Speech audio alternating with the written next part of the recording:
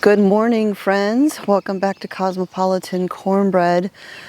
So I thought it is time to bring back the garden tours. If you just joined here on the channel in the last couple of years, we used to live in Alabama. There I had a large garden right smack in front of my house. You walked out the door straight into the garden from the porch. And then I had another in-ground garden out on to the side of the house in our storage shed. And every week I would take people on a garden tour, show how things were coming along, show what we were struggling with, because there's always struggles, y'all, in gardening. And the last full year that we lived there in Alabama, it was our 7th year on the property, and I took the year off kind of as a Sabbath rest for the garden and for me, which turned out pretty well because that's when we had a granddaughter, our first granddaughter born. And so I got to spend a lot of time with her, and I did a lot of traveling that year too. So the year after that, we were in the process of moving, and I didn't really garden. I threw in a couple of these ring beds and threw some things in there, some starts, but I didn't maintain them. I didn't do much of anything. I was just too busy. And last year, I started building the garden out here and putting it together. There was a disaster with some contamination, and I no sooner put the garden in and everything immediately began dying. And so this year is hopefully going to be a better gardening year, our first good gardening year, I hope, Lord willing. And so I thought, I'll bring y'all along. Now, I'm not expecting this year to be like it was the last several years of gardening there in Alabama, because I had spent years establishing the soil, creating this ecosystem in there where everything grew, and it was beautiful, amazing, productive soil. And I'm starting off with not the greatest soil. There's no real ecosystem quite yet. I started off with having to replace all of the soil. And we're starting from scratch again. And so that beautiful ecosystem will take time to develop.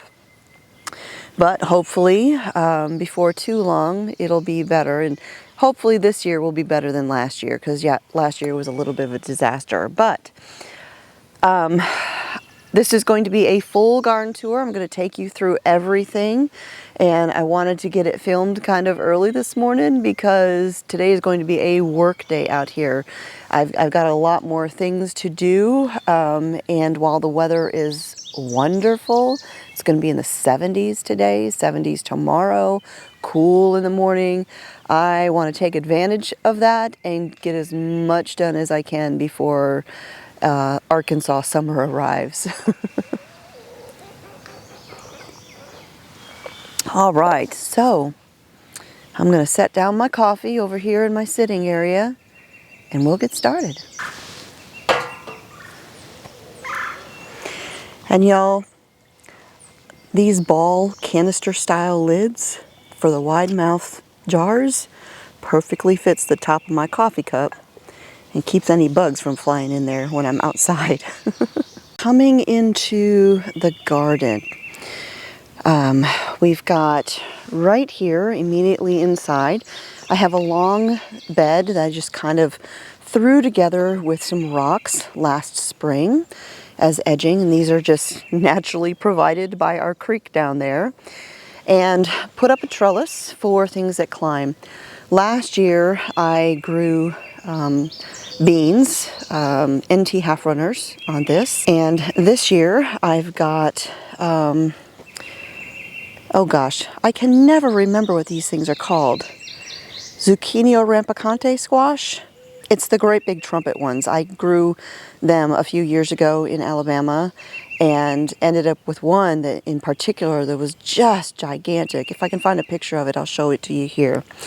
And so this half going to the center T-post is those. And you can see there is a ton of them coming up. So I'm going to actually need to come and thin them out. These seeds actually came from that big one that I grew. I saved the seeds because it was such a great squash. And I wasn't sure if they would take because, you know, they'd been sitting around for a few years. And as you can see, they did really well. So we'll have to thin these out. Down here, I planted some loofahs. Now, this is not the same variety that I've grown in the past. The ones in the past that I grew had a black seed. This was a different variety. Got the seeds from Baker Creek, and the seeds were white. So this one will be a little bit different. So we'll see how that goes. Can y'all see that blue jay that just landed on the fence over there, or on the trellis? I think it's not too happy. We have a lot of blue jay nests around here. And it not only does it see me, but it sees Nubs sitting there. There it sits.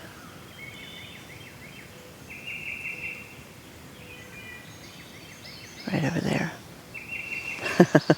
Okay, so we have that bed there, and over here to the side, we have the first of the structured raised beds. And in this bed, of course, I always grow some flowers and herbs in with my, with all the things that I grow. Number one, it brings in the pollinators, which is extremely important for a garden. And I'm a little nervous about the reports I've been seeing about the massive die-off of bees this year. And while I have seen a few bees, definitely haven't seen a ton. Got calendula here, and it is so pretty. And I don't think it ever really shows on camera or translates onto camera just how bright these things are. So pretty. I've got some dying back that I need to come and snip off. Right here, these are some dahlias. And I have some starts that I threw in that I cannot for the life of me remember what the name of that flower is. But then here in the middle, underneath the trellis, I've got all different kinds of tomatoes. I like to do a variety. We've got Abraham Lincoln, another Abraham Lincoln. These are Ozark Pinks. I planted several of those. That over there is the yellow pear. It's like a little cherry tomato, but they're small and yellow and pear-shaped. And I grew those the last year that I gardened in Alabama, and Mr. Smith loved those. So I went ahead and started some of those seeds to grow some of those for him. So I grew, you'll see several of those. And so there's these three varieties you'll find all through the tomatoes that I grew, but there's others as well. Coming around over here, we have more of the Ozark Pinks and then more of the Abraham Lincolns. I kind of grouped them together. So yeah, I got the yellow pear over there, a group of the Ozark Pinks, and a group of the Abraham Lincolns. And then over here, okay, now I planted some things to grow up these arch trellises, and I grew something different on each side, but I haven't labeled them. I did take pictures. I think this is the Chinese noodle beans, but I need to look at my pictures and see what they are, and then I'm going to come out here and label everything this afternoon. I know, it's chaos. Over here, we have some peppers that I planted. We've got more Ozarks. This one's called an Ozark bell pepper. You know, I've grown California Wonders for years, and I've always struggled with them. And so I thought maybe I'll just try a different variety. And since this is an Ozark variety, and I live in Arkansas on the edge of the Ozarks, I thought this might be a good variety to give it a try. Of course, we've got some zinnias, some nasturtium. We've got the yellow golden-tipped thyme from last year. That's a perennial that'll stay here all year long. I can come out in the middle of winter and snip off thyme for the garden. Some marigolds. Here we've got some Tulsi basil, which is an amazingly fragrant medicinal basil. Excellent for coughing, bronchitis, all of that. We've got some more marigolds. We have another one of those flowers that I don't remember the name of. Right here we've got poblano peppers, and there was a little bitty baby poblano in with one of the others. These ones I just picked up the starts at the feed store. But that little bitty baby one, I figured I'll give it a spot and we'll see if I can get another plant out of it. This is golden marjoram, and you can see I haven't come yet out to like clear to deadhead all of my flowers, but that's hopefully one of the things I'll get done today. So right here we've got some fennel. This is my pineapple sage, which I'm a little shocked to see some blossoms on it. This does not normally show up until the very end of summer. So unusual to see that. I've never seen I love to grow this stuff because it's a late blooming plant. And the leaves actually smell like pineapple. And you can use this. I have an article on my website about this particular sage. Hi, Nubsy. And then over there, I believe that was some dill, a little baby dill plant. We've got a couple little sunflowers that are popping up there.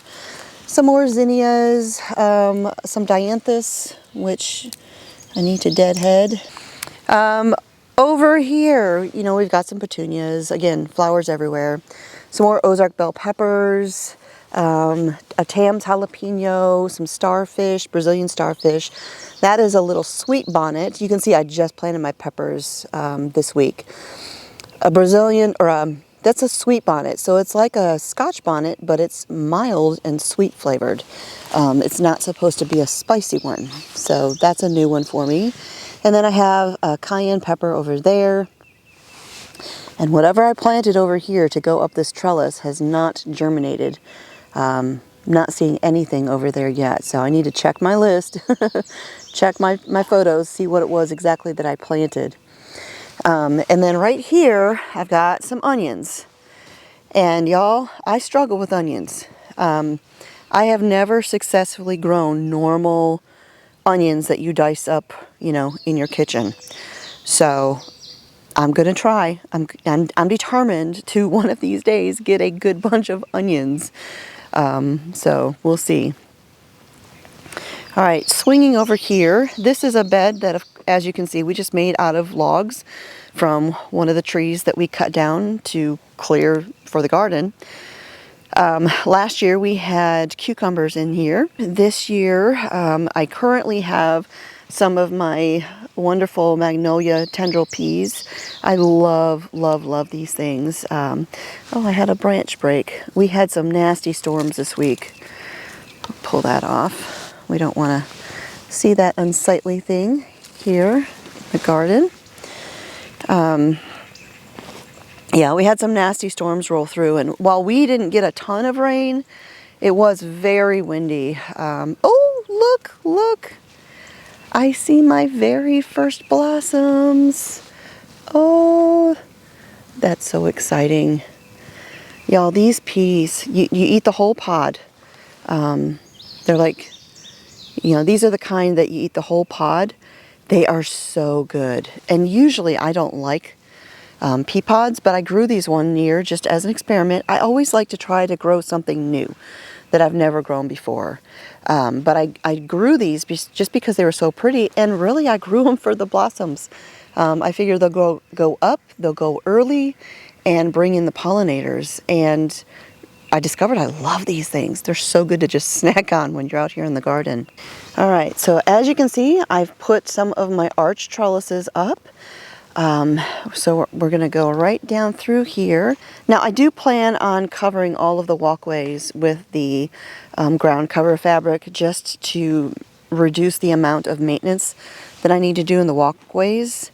Over here on this side of this next bed, as well as on that one, is a whole bunch of wood chips that have actually been inoculated with wine cap mushrooms. I am not a mushroom person, but my son, who lives here on our property, is trying his darndest to begin growing mushrooms. And so he inoculated this edge as well as that other one with the wine caps, because I guess they like to grow along garden beds. We'll see how it goes. He has dug in there and found a lot of growth taking place, so for his sake, I hope he sees some. All right, over here we've got some flowers on the end and herbs on the end of the garden bed. And along the edges, we've got some Swiss chard, which I'm probably just going to pull that out and make room for other things. Limited space, y'all. I'm so used to having much more garden growing space, but I'm making do with what I've got so far. We got some marigolds always. Here we've got some traditional Italian basil, and we've got more tomatoes. We've got a yellow pear. I had a Dr. Weiss. I stuck it in the ground there. I wasn't sure if it was going to make it because when I pulled it out, the roots broke off. I love the Bootstrap Farmer starting cells and trays and everything, but I have a problem getting the pots to release the plant. I really struggle with those, to be quite honest with you. They're very stiff, and it's just hard to get the plant to come loose, and that's what happened. Let's see, what else do we have here? Yellow pear. Oh, I'm missing a tag. What is this one? Let me think. Oh, this was a green zebra. This was a start that I picked up at the feed store. I thought it looked kind of cool, and I hadn't grown one like that, and I didn't at the time think I had any stripy tomatoes that I'd planted for this year or started for this year, and actually I think I do, but we'll see what that one looks like. Here we've got a grouping of Ozark pinks. Now that right there, I've told everyone, do not touch this weed. This is plantain. Highly medicinal, wonderful to have, and this is like a nice big one. So that has earned itself a home here in the garden. I won't cover that with ground cover fabric. Swinging around here, we have more tomatoes. We've got Abraham Lincolns. Oh, we've got some dill right there. We've got some Gaillardia flowers. Here we've got some Dr. Weiss, the big meaty yellow tomatoes.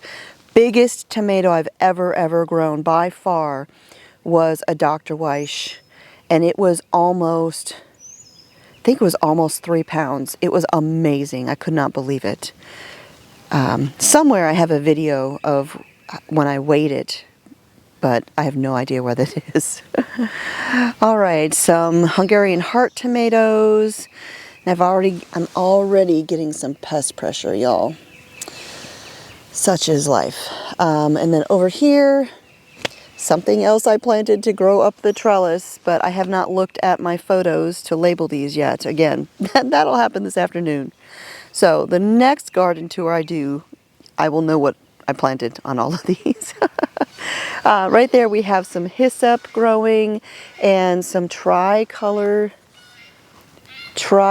sage. Those were planted last year. Again, perennial or all year long with the sage. Got another trellis right here. All right, now over in this bed, I actually think that this was the python beans that I planted. Really cool. They're not actually a bean. They're actually in the squash family, if I remember correctly. That's why those starts actually look like squashes. So those will grow up this trellis. And then here, these are all sunflowers that came back from last year. I actually thinned some of them out, but there's probably a couple more that are going to need to come out right here. Y'all, I love sunflowers. There will always be sunflowers of some variety in my garden. I've even got one right down here in the walkway that's a volunteer, and I'm just leaving it. All right, coming into this bed. Now over there, that is 2 cabbages that I had left from last year, and I left them because again, I wanted there to be flowers and blossoms for the pollinators, and this was already, beautifully flowered. Now that I've got all of the other things in there in the garden, I'm going to go ahead and pull those out because I'm going to need this space. But I'll just pull that out, and it's actually self-seeding already. I've got little baby cabbage plants coming up all over the place that I keep having to pull out. But that's okay. It's an easy fix. All right, we have a tomato plant that might need to get tied up here pretty soon already. This one is called Super Sweet 100. Again, this was a start from the feed store. I'm plucking the blossoms because I don't want blossoms yet. I want it to produce foliage and make a nice big healthy plant before it starts putting energy into the fruit. Mr. Smith loved these. These were itty bitty little red cherry tomatoes. He loved them. So I got this one for him. Down here we've got some of that cardinal basil. Again, it's for the pollinators. It makes these beautiful red flower clusters. Very unusual. This is Egyptian walking onions. I had these in Alabama. They are a perennial onion. The head will get big. It'll almost look like a garlic head, but smaller. It'll get heavy, it'll fall over, and it'll start new plants. And so it just keeps on going, and that's why it's called a walking onion. Here we've got some more of that Tulsi basil that I love. Let's see, these two tomatoes here were Arkansas Travelers. Again, trying to grow varieties that are good for where I live. Some more walking onions. You can see the little baby head starting to form. And this will be itty bitty little baby onions, a whole bunch of them. And you'll see the little shoots coming up. It'll get bigger, get heavy, fall over, make more. We've got some dill for the pollinators, for the butterflies. Over here by Nubsy, you can see my Asparagus Jungle. Oh my goodness. Let's see, down there we've got, if you can see in there, there's some more of the cardinal basil. We've got some curry flower right there. We've got, this is German winter thyme, some tricolor sage, some Italian basil. We've got some sweet Thai basil. That was, you can see a little tag that came from the feed store. We've got a zinnia, we've got some parsley, we've got that beautiful golden marjoram again. We have a Cosmo, we've got some basils that came up. Garden sage, more garden sage. There's some basil popping up in that cell. Little Miss Willow Bean just planted a bunch of sunflower seeds in there. Nubsy, get out of there. And then of course we've got the asparagus. I'm actually going to bring some stakes down here, try to bundle these up so that they'll just kind of stay together. I don't want to cut them out because I want these plants to get established so that we can start harvesting. You don't want to harvest asparagus until it's been established for a couple of years. So I've got some stakes. We'll tie these things up so I can get to everything else. Oh my goodness, y'all, look at this. Do you know this is I've grown sage for years. This is the first year I've seen it actually flower. That is so cool. I've never seen my sages go, my garden sage. I've never seen it flower before. Isn't that neat? All right, we've got to do some weeding in here. All right, I've got just a little rock bed that I threw together last year. I had some hibiscus roselle that grew in here last year. I've got a couple random sunflowers. We've got some weeds we've got to contend with. Nubsy, would you get out of the way, please? Thank you. And then these are watermelons. These were some starts that I picked up at the feed store. They are the Black Diamond watermelon. So we're giving them a little bit of a spot where if they start vining, I can direct them off that way. I can direct them off, this way, and they'll be out of the way of everything else. Down here, so this is one of those raised beds that I got that first year when we were still moving in, and I threw some tomato plants in there and ignored them. But this was originally up at the house, and I brought them down here because it needed more light, and I wanted to utilize these for other things. As you can see, I've started some blueberries. I had a blueberry hedge that I had started growing in Alabama, and you know, I wanted to have some more blueberries. We've got some variegated sage right there.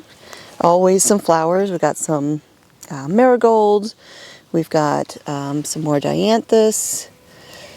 Very puny little dianthus. Here we've got some delphinium. Beautiful, beautiful, nice perennial. I try to grow as many perennials as possible. Not everything is a perennial, of course, like, you know, marigolds don't come back, but you can save the seeds and grow some more. We've got another blueberry over here, and then there's another blueberry over there, but man, this one is doing way better than all the rest of them. Look at that. All right, now so swinging back around to the beds. This is one I grew yellow squash in last year. And I planted some zucchini this time around, and starts from the feed store. You know, I don't start everything myself. Sometimes I just don't have the time or the room, and I'm at the feed store getting feed anyways, and I just grab some starts. I take no shame in that. Planted some zucchini in here, and there was 4 of them. That one died, that one died. This one was struggling, that one was struggling.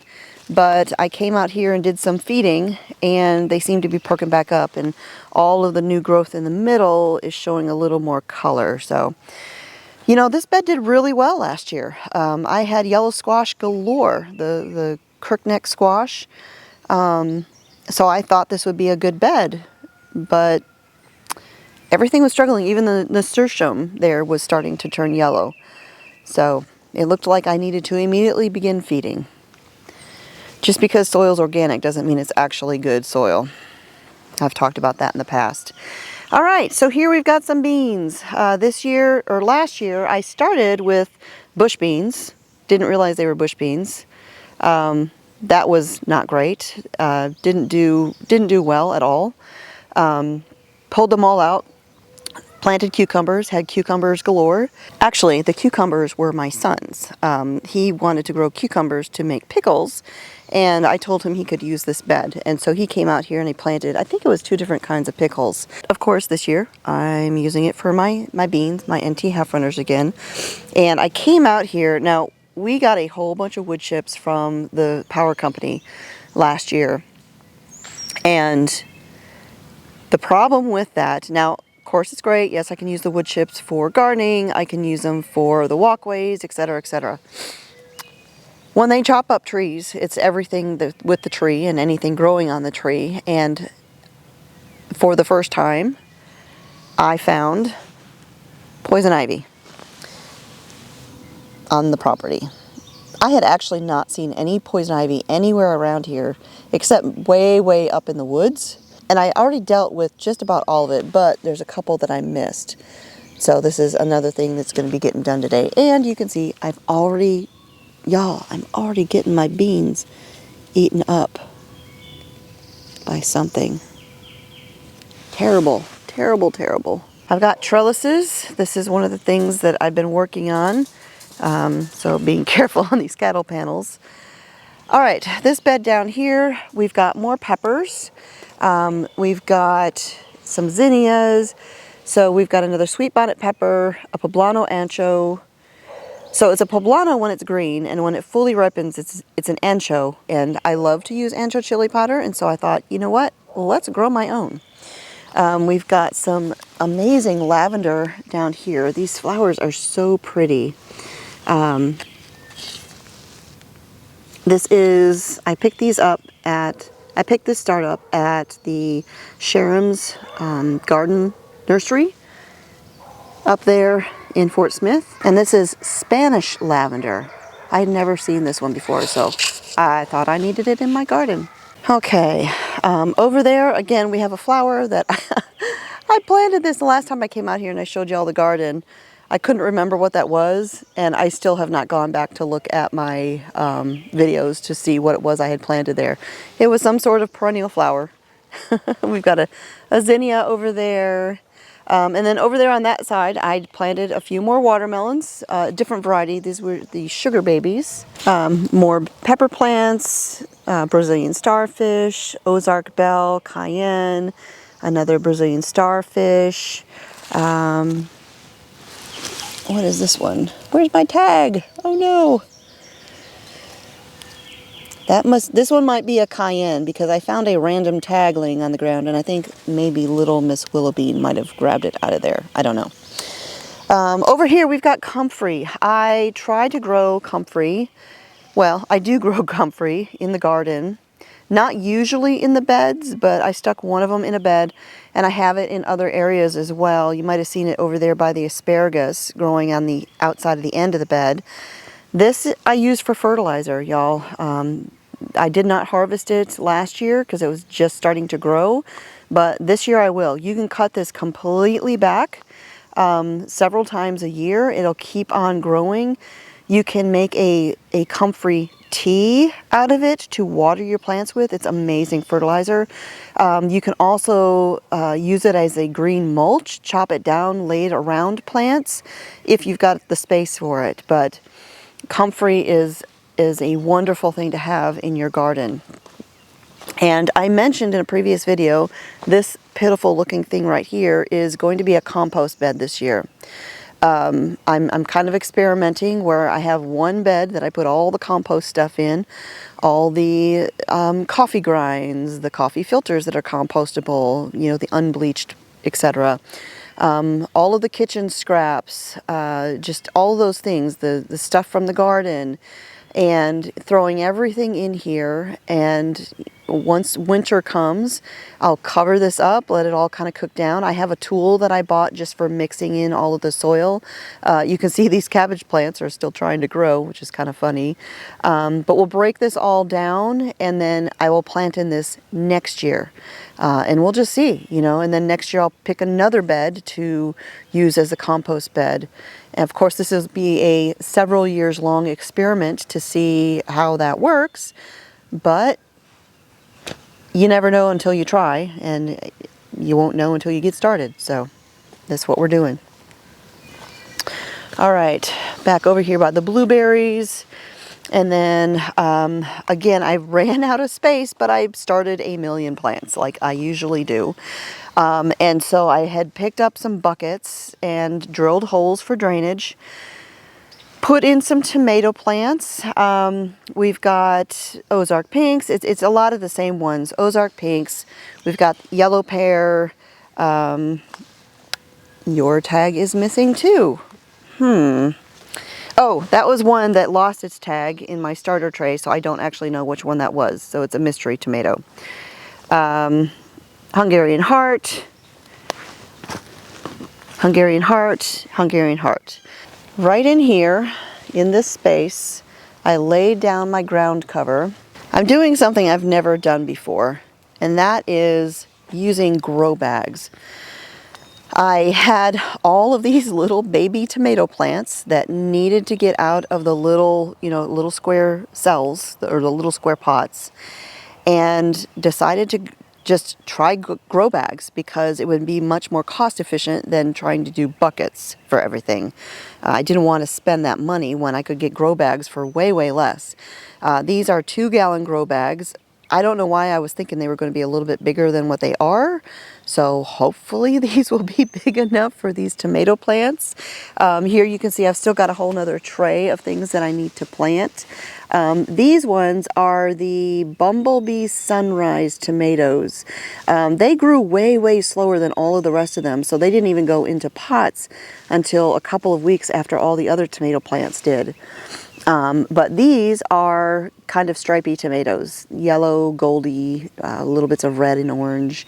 And so these, I don't have any of these anywhere else in the garden. So where I pull the cabbage plants out that have flowered, I'll probably put a few of those in there. But I will use grow bags for everything else that I have here. Now, I don't plan on leaving this like this, grouped in threes, like a row of three, because I need to be able to get to them. But there's not enough space. And the reason I put them under some shade cloth is because with these grow bags, I was concerned with our heat that we're going to have this summer, that these bags would dry out very quickly. And so I put in this trellis. Now I had planned on just leaving them open on the ground cover here. But because of my concern about the heat, I went ahead and I installed this shade cloth trellis to protect them a little bit, so that it'll still get the full morning sun. It'll still get the kind of the midday sun a bit, but then in the late afternoon, when it's going to be 1,000,000 degrees out here, and you know, all of the sunlight, that this will protect them from a little bit more of that. So I'm just going to shift it probably just down to like where the T-posts start. Not a lot, just a little bit. But y'all, look at how much these have grown. Now, they've only been in here a week, 1 week, and they were this size last week when I planted them. And they're already just shooting up. They are loving it. Oh, there was a sunrise bumblebee. I did plant a couple of those, 1 or 2 of them in some 2-gallon pots. And then this tray down here, this is actually my son and daughter-in-law's. You know, I let them start some seeds, use my things, and grow a few things that they wanted. Let's see, they've got some lavender. I can't read. Some foxglove flowers. What else did they grow? Oh, some kind of flower. I don't know the name of it, but it looks like a coral-colored brain. Coxcomb, maybe? I don't know. I don't remember. That's what both of those are. This is these are daisies of some sort. But yeah, those are some seeds that they had decided to grow. But yeah, over here I've got more tomatoes, and I've got more pepper plants. And these, like I said, these will all be going in grow bags. And then over there, those buckets are things that my daughter-in-law and son are growing. They've got some pumpkins and they got some cantaloupe. And I told them to go ahead and put them down here because, you know, I'm going to put another trellis up. This is what the cattle panels are for. They're laying over there. I'm going to do another one of what I have here on this side. And then that way, because over here the trellis goes all the way down to the ground, they can, if they want to, potentially put at least the cantaloupe going up the trellis and go vertical with them. And then the pumpkins, if they take off and they do great, they can get directed out and across the ground over here. So let me talk about soil for just a second. As you can see, I've got some of this soil. This is not my favorite soil. Just because it says organic doesn't mean it is. Or doesn't mean it's good, doesn't mean it's healthy. I much prefer, do I have a bag of it down here? Let me see. Oh, yes, right here. Well, I have half a bag. This is called Happy Frog. Organic garden soil. This potting soil, this is what I like to use. I get this from the Farmers Co-op. Everything that I have planted with this soil has done really well. And when you look at this, you can see this soil, how it's really nice soil. It's healthy. This is what I filled my entire the cinder block garden bed over there with last year, and everything did amazing. However, this is a little bit costly. It's a little bit more expensive than that stuff. So, and you can tell, because look, if I show you that, compare it to this soil, this is what they put in the buckets with their other plants. See how woody that is? Lot of wood in that soil. So now I'm not going to let this stuff go to waste. what I'll do is any more buckets that get filled like this, use it as a filler just at the very bottom, and then put the good soil up on the top where the plant will really be growing. This stuff, y'all, it's easy to get, but frankly, I think it's crappy soil. And that's all I have to say about that. Oh, and I almost forgot. Let's see, over here I've got my rhubarb bed that I made last year. You know, a stone bed using the stones from the creek. We have to get out here and do some weed eating around here, trim up a little bit. But yeah, the rhubarb came back great, and I also threw a few walking onions in there just for good measure. And then the last thing I have to share with y'all, well, sort of, kind of the last thing, is my sitting area that I have put in here.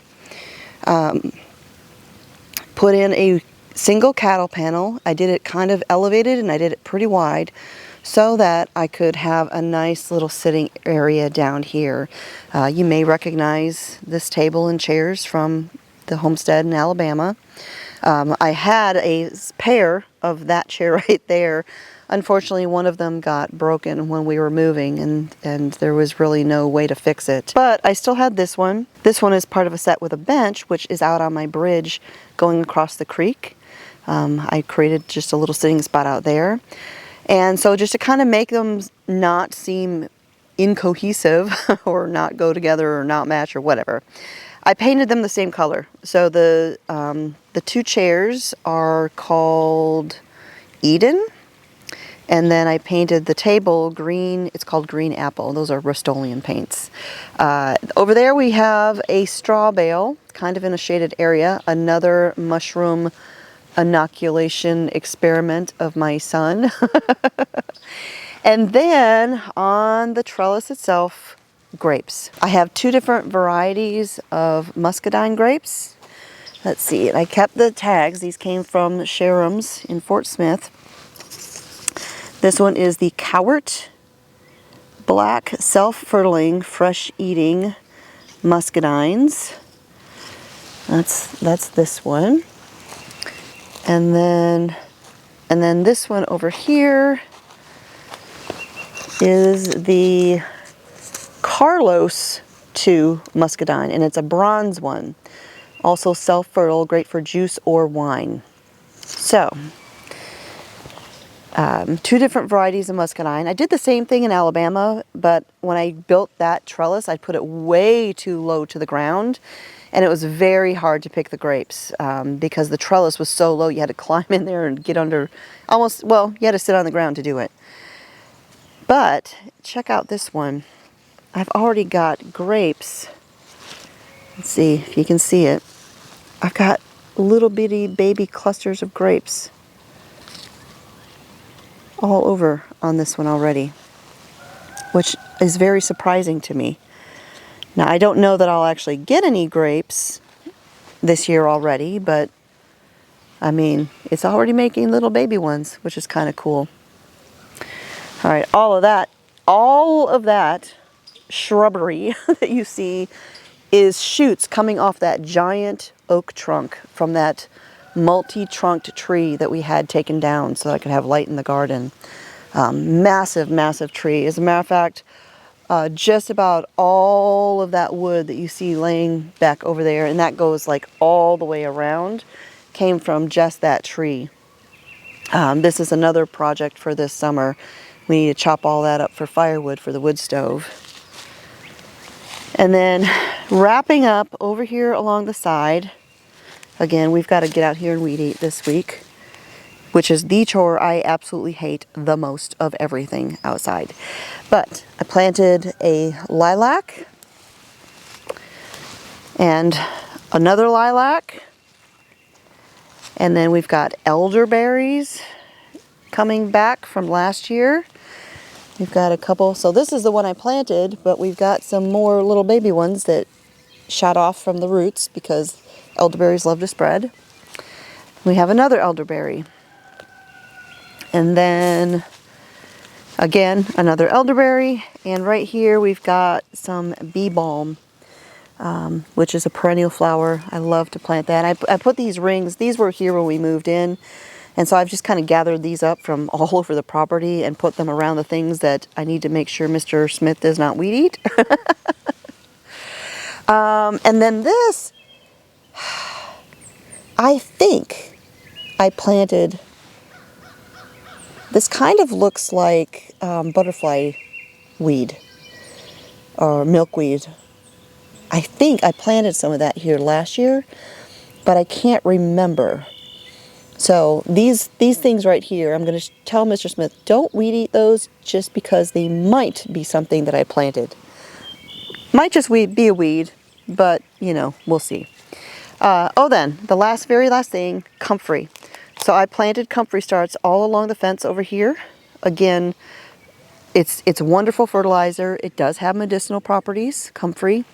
So, you know, you might want to look into that. And yeah, so that is it, y'all. Girl, you better get out of the kitchen. Get out of the kitchen. Get out of the garden. Go on. Go on. Go on. No, that way. There you go. Go on. Thank you. All right, y'all. So I am going to enjoy this cup of coffee. That's probably almost cold by now. And then I'm going to head into the house, edit this video, and then get out here and work in the garden. Get the other trellis up, do some more planting, do some weed eating, and just all the garden things. Like I said at the beginning, I plan on bringing all of these garden tours back. I don't know if I'll do it every single week. I'll do it at least every other week, maybe every week. It just depends on how things go. When we moved here, you know, I knew that we were supposed to come here to Arkansas, and that's a whole story in and of itself, and there's a video about it.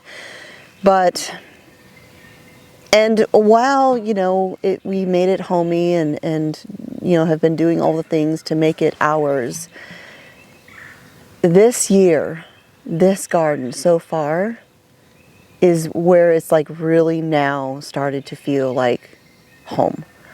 I miss having my gardens that I had in Alabama, and so now that I've got the garden, I've got my sitting area in the garden like I had in Alabama, now it's starting to feel like home. And we do plan still on having more expansion of the garden a little bit, as much as we can in our limited space. Up there at the front of the garden where you first come in, the fence will extend out that way after we get the rest of the wood chopped up and moved out of the way.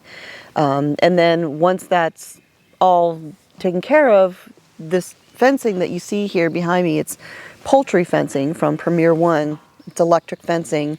This will all get replaced with actual physical fencing like we had in Alabama, metal fencing. And I always put a hot wire around the top and the bottom because it helps keep things from climbing over the fence or digging under the fence to get into the garden. As you saw with the things that are already getting a little bit of pest pressure, nature is always trying to help itself to your garden buffet because they think you put it out for them. So, all right, y'all. Thank you for joining me here again at the homestead. My name is Constance from Cosmopolitan Cornbread. God bless, and I'll talk to y'all next time.